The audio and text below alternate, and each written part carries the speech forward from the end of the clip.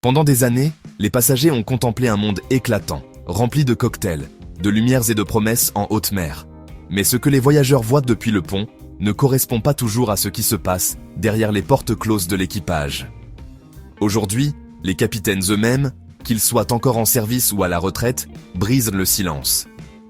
Depuis la passerelle de commandement, ils révèlent ce qui se cache réellement derrière les plus grandes compagnies de croisière du monde, lesquelles ils évitent même pour leur propre famille, et lesquelles ils considèrent dignes d'être choisis pour le plaisir de naviguer. Les témoignages divulgués par d'anciens officiers changent complètement le récit officiel. Tandis que les compagnies se vantent de luxe, de sécurité et de divertissement, les capitaines décrivent un tout autre panorama. Des équipages épuisés, des failles dans les protocoles et des cultures de travail toxiques derrière le sourire du service client.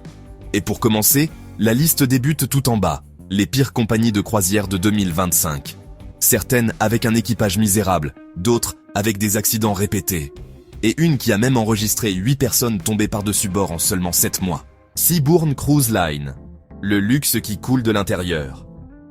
Étonnamment, le premier nom tout en bas de la liste est celui que peu auraient imaginé. Seabourn Cruise Line, une marque synonyme d'exclusivité et de luxe extrême. Avec des tarifs dépassant les 1000 € par nuit, on pourrait croire que passagers et membres d'équipage vivent des expériences de rêve. La réalité, selon les capitaines, est tout autre. Tandis que les invités trinquent au champagne dans leur suite privée, les membres de l'équipage évaluent leur expérience de travail à seulement 3,2 sur 5 étoiles. La note la plus basse de toute l'industrie. Seuls 44% de leurs employés recommanderaient d'y travailler. D'anciens officiers décrivent une culture de travail toxique, avec une direction qui évite la communication et des promotions basées sur le favoritisme plutôt que sur le mérite. Un ancien capitaine a été catégorique. Le décalage entre ce que vit le passager et ce que subit l'équipage est criminel. On fait fonctionner les navires avec des équipes minimales tout en facturant des prix premium. Et quand ton équipage est misérable, le service se dégrade, les protocoles sont négligés et tôt ou tard, les passagers s'en rendent compte. Carnival Cruise Line, amusement fissuré. Vient ensuite Carnival, la flotte autoproclamée de la fête en mer. Cependant, les temps dorés sont révolus. Sur Trustpilot, la compagnie affiche une note catastrophique de 1,4 sur 5 étoiles, basée sur plus de 380 avis, dont la majorité ne donne qu'une seule étoile. Derrière ces toboggans aquatiques et ces néons, les rapports sont inquiétants. Des passagers ayant trouvé des morceaux de verre dans leur nourriture, des équipages poussés à vendre toujours plus de forfaits, même après 3 refus du client, et des conditions de travail à la limite du tolérable. Les rapports du CDC confirment la tendance. Bien que leurs navires ne manquent pas complètement les inspections, leurs notes avoisinent souvent les bas 90, tandis que d'autres compagnies obtiennent des scores parfaits. D'anciens capitaines affirment que Carnival gère ses navires comme des entrepôts à bas prix. Un maximum de passagers pour un minimum d'équipage. Pour accroître les bénéfices, ils ont supprimé les bibliothèques pour y ajouter davantage de bars. L'un des informateurs l'a résumé sans détour. Carnival, c'est le Walmart des mers. Quand tu vois ce qui se passe sous le pont, tu ne peux plus l'oublier. MSC Cruises. Beauté aux ombres. Les navires de MSC Cruises éblouissent par leur design méditerranéen et leur style élégant. Cependant, les capitaines alertent sur une statistique inquiétante. 8 passagers sont tombés par-dessus bord en seulement 7 mois en 2024. Ce n'est pas une coïncidence, disent-ils, mais un schéma dangereux. Sur le papier, les protocoles de sécurité existent, mais leur application est incohérente dans toute la flotte internationale. La formation du personnel varie selon le port d'embauche, et les barrières linguistiques entre membres d'équipage provoquent de graves malentendus lors des situations d'urgence. À cela s'ajoute un problème structurel, une croissance incontrôlée. MSC agrandit sa flotte à un rythme qui dépasse sa capacité à former ses officiers. Un ancien officier l'a résumé avec franchise. On m'a confié des responsabilités pour lesquelles je n'étais pas préparé, simplement parce qu'ils avaient besoin de plus de bras. Quand on grandit aussi vite, la sécurité devient une case à cocher, pas une culture. Les incidents d'hommes à la mer, concluent les capitaines, n'étaient pas des accidents isolés, mais la conséquence directe d'un système surchargé. Royal Caribbean. Grandeur aux fissures invisibles. À première vue, Royal Caribbean semble intouchable. Avec les plus grands navires du monde, de véritables parcs aquatiques flottants et des commodités presque impossibles à imaginer, son image est celle d'un colosse invincible. Cependant, les capitaines révèlent une face bien moins glamour. Lors de sa dernière inspection, le Symphony of the Seas a obtenu une note de 86 points du CDC, à peine un point au-dessus du seuil d'échec. Parmi les 57 infractions relevées figurait la manipulation de glace par des membres d'équipage souffrant de blessures ouvertes, ainsi que des maladies non déclarées dans les zones pour enfants. Ces problèmes ont mis des mois à être corrigés, et les inquiétudes ne s'arrêteront pas là. Le nouveau navire amiral, l'Icon of the Seas, est surnommé par l'équipage lui-même le navire maudit.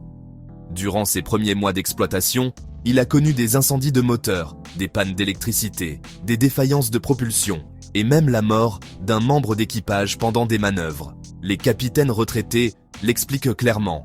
Quand tu veux construire les plus grands navires du monde sans investir dans l'infrastructure nécessaire pour les entretenir, tu cherches les ennuis. Les ordres venus d'en haut sont explicites, respecter les itinéraires à tout prix. Les arrivées ponctuelles et les photos souriantes pour Instagram comptent plus que la sécurité mécanique. Et lorsque le calendrier prime sur la prudence, quelque chose, tôt ou tard, finit par céder. Celebrity Cruises, la stabilité comme vertu. Après tant d'excès et de pression, Celebrity Cruises apparaît comme un point d'équilibre. Ce n'est pas une compagnie parfaite, mais elle a réussi ce que peu d'autres dans l'industrie peuvent revendiquer. Une satisfaction interne et une constance opérationnelle. Avec une note de 4,2 sur 5 attribuée par son équipage et 85% d'employés qui recommanderaient l'entreprise, Celebrity domine le segment des croisières classiques en matière de bien-être au travail. Les capitaines soulignent sa politique de promotion fondée sur le mérite, sa formation continue et sa disponibilité à écouter les officiers de passerelle.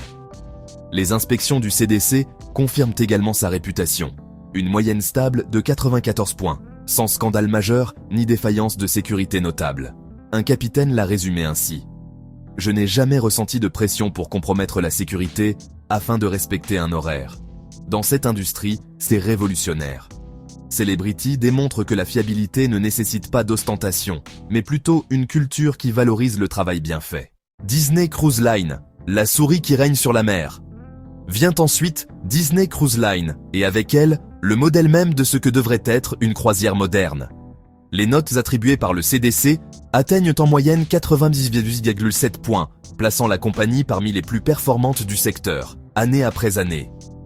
Mais ce qui distingue réellement Disney, ce n'est pas seulement la propreté ni l'efficacité, c'est le traitement humain. Alors que d'autres compagnies divisent leur équipage selon la nationalité ou le salaire, Disney promeut une structure plus égalitaire, où les différences de rémunération existent mais ne sont pas abyssales. Tous reçoivent la même formation et les mêmes règles de sécurité, quel que soit leur pays d'origine. Les anciens capitaines s'accordent sur un point. Disney maintient les programmes d'entretien les plus stricts de l'industrie. Si quelque chose tombe en panne, la réparation est immédiate, pas quand on aura le temps, ni lors du prochain arrêt technique. La compagnie exploite moins de navires, mais elle le fait presque à la perfection. Un ancien officier l'a expliqué ainsi. Disney ne peut pas se permettre un titre disant « Un enfant blessé sur un navire Disney ». C'est sa règle d'or. Le seul inconvénient, bien sûr, réside dans les prix élevés. Mais ceux qui peuvent se le permettre bénéficient d'un niveau de sécurité et d'attention qui justifie chaque euro dépensé. Virgin Voyages, le nouveau joueur qui redéfinit les règles. Dans un océan dominé par des géants corporatifs, Virgin Voyages, le pari audacieux de Richard Branson, est apparu pour tout changer. C'est la plus jeune compagnie du groupe, mais elle a déjà gagné le respect des capitaines et des équipages les plus expérimentés. Sa philosophie est simple. Si tu prends soin de ton équipage, il prendra soin de tes passagers. Les salaires le prouvent. Un serveur chez Virgin gagne en moyenne 3 225 € par mois, alors que le même poste chez Costa Cruises dépasse à peine 760 €. De plus, la compagnie offre le Wi-Fi gratuit à tout l'équipage et fait partie des rares lignes où « réservé aux adultes » signifie réellement cela. Aucun enfant à bord, pas de bruit, aucune concession au marketing familial. Les chiffres confirment sa réputation. La satisfaction des passagers atteint 94,8%, le taux le plus élevé de toute l'industrie des grands navires. Mais ce qui impressionne le plus, c'est le traitement humain. D'anciens officiers racontent comment Branson visite personnellement les zones réservées à l'équipage, s'informe de leurs conditions de vie et agit concrètement pour les améliorer. Lorsque les travailleurs se sont plaints de la mauvaise qualité des repas, Virgin a engagé de nouveaux chefs exclusivement pour eux et non pour les passagers. Un capitaine l'a résumé ainsi. « C'est la seule compagnie où j'aimerais que mes enfants travaillent. » Le seul point faible de Virgin est sa petite flotte et ses itinéraires limités. Mais ce qu'elle fait, elle le fait mieux que quiconque. Norwegian Cruise Line, là où la sécurité compte vraiment.